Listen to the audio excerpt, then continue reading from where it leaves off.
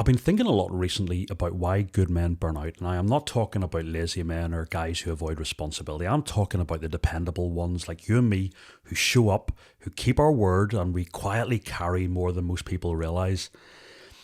I think that in the early days, looking back, I think a lot of us signed almost like this unspoken contract early in life. And the agreement was actually pretty simple. It was like, be responsible, work hard, don't complain, carry the weight, and you'll be rewarded by life. And so, obligingly, we did exactly that. We've built our careers, we've supported our families, paid the bills, and we've really tried to be steady men in an unstable world. But somewhere along the way, something in this unspoken contract, I think, has got lost in translation. And the burnout that many men experience isn't always physical exhaustion. I think it's something much subtler. I think it's a sense that you have become a utility. You are appreciated for what you provide, you're relied upon to fix problems, and you're respected for your reliability. But you're not necessarily known. And I think some of us will reach moments in the quiet, small, dark hours of the night and ask us, does anyone actually in all this care about me? And at work, when you think about your role in work, you probably feel like a well-oiled component in a larger machine. And yes, work can be stressful, and there's a lot of warm language that emanates out of HR, and they'll talk about well-being and mental health. But this care can only really extend as far as your continued performance. And I know that they mean well and they do put things in place, but there's only a limit to what they can do to kind of support and make you feel known and seen. And then at home, even in loving, good relationships, it's easy to slip into the role of being a steady problem solver. You're the one who every day absorbs all the impacts of life. You're the one who keeps things moving despite the emotional storms and waves that just constantly break over you. For we know that responsibility matters, provision matters, being steady matters. So we can't even question that. But here's the thing, man cannot live by duty alone. We need respect. That's fuel. Agency, as in the ability to do things without asking permission off our own back. That's fuel as well. Being seen as a man of depth, not merely one of function. That fuels us up. So when this begins to erode, even subtly, even gradually, something inside us starts to dry up. Then add to this the texture of modern life, the constant notifications, the fractured attention, the endless minor demands. Here, can I just borrow you for a second? Here, we need you to look at this. There's very little space to step back and actually ask whether the system you're operating in is one that you ever agreed to be part of. And the men who question this too loudly will find themselves marginalised. And the guys who play the game, well, they tend to last a little bit longer and earn for a bit longer. So most of us just learn to play the game and we shut up and we take the punishment, as it were. But that arrangement will work reasonably well for younger guys, especially if you're in your 20s and your 30s and you're building and you're striving and there's momentum in terms of what you're doing because of you've got a new family or you've got babies coming along or you've just got your first job and you're trying to build your career.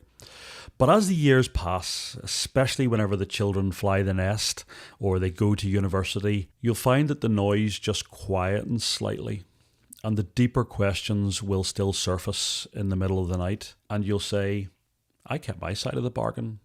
Why does this still feel so empty and hollow?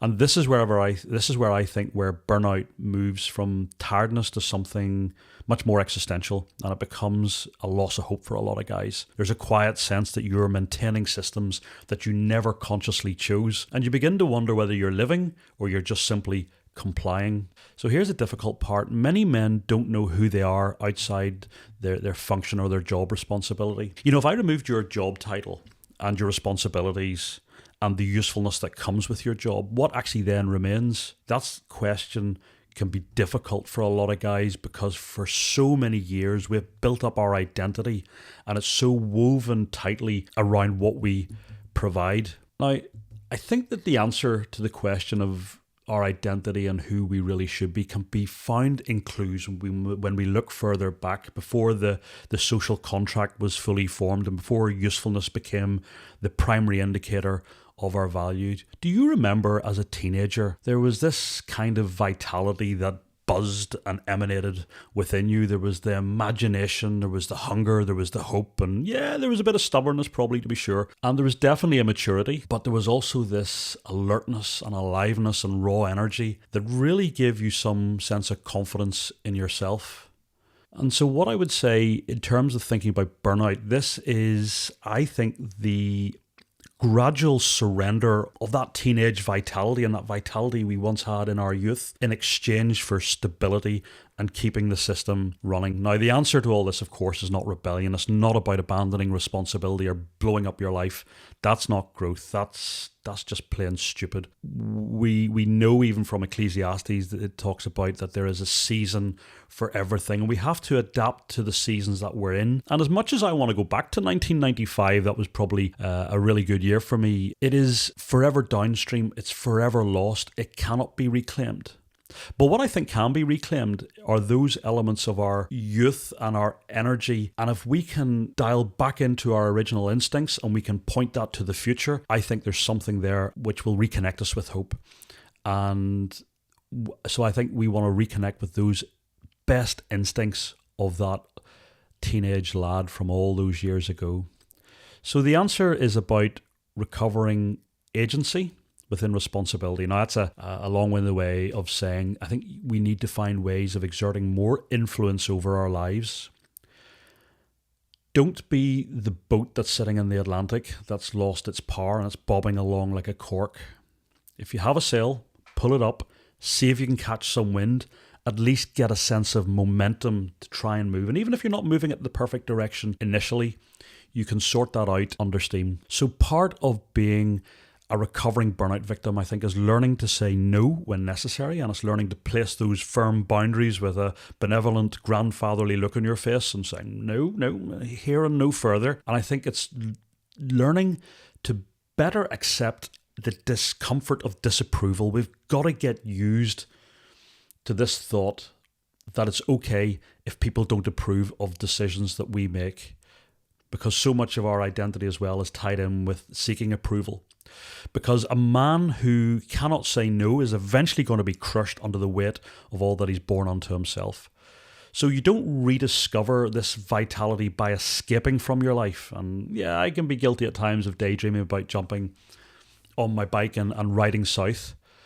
But you rediscover this vitality by reclaiming this ability to choose to do things rather than reacting to whatever's coming in your life. You should be trying to create rather than only consuming, and you should be building instead of just maintaining. And then this is where we touch on the idea of rhythm, and we've talked about this in the past. This endless grind, it's not good for anyone's soul. Even in the name of doing your duty, it will eventually hollow you out.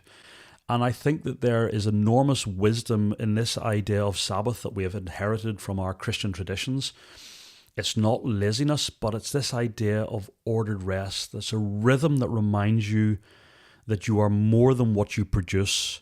And yes, responsibility remains, but is held within a much larger frame of meaning, work, and rest.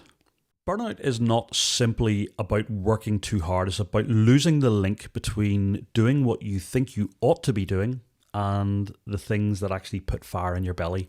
When those two are reconnected, a man can carry any weight, and he can create, he can serve, and he can still shape and provide, and most importantly, build something that bears his imprint. And if you can get to marry up all these aspects, the inner dryness inside you is going to reverse. And that's even what I'm doing here on this YouTube channel. You know, since I've been back doing this again seriously in the last month, I probably haven't slept better or deeper.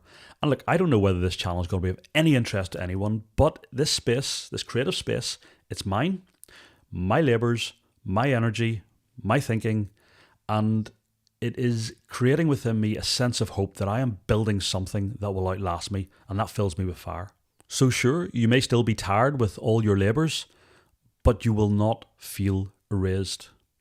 So burnout at its core, I think the simplest way of putting this is the slow disappearance of self under obligation. You only need to carry what is yours to carry.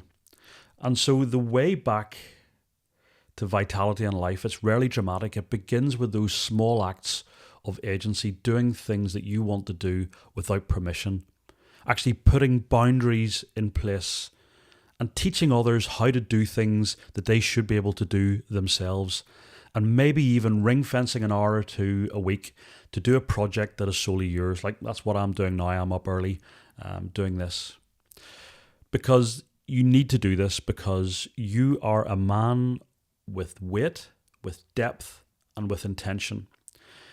And responsibility, rightly carried, is going to strengthen you. And most importantly, you won't vanish.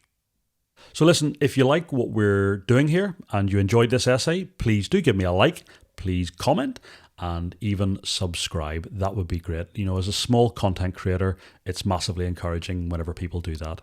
So listen, catch you on the next one.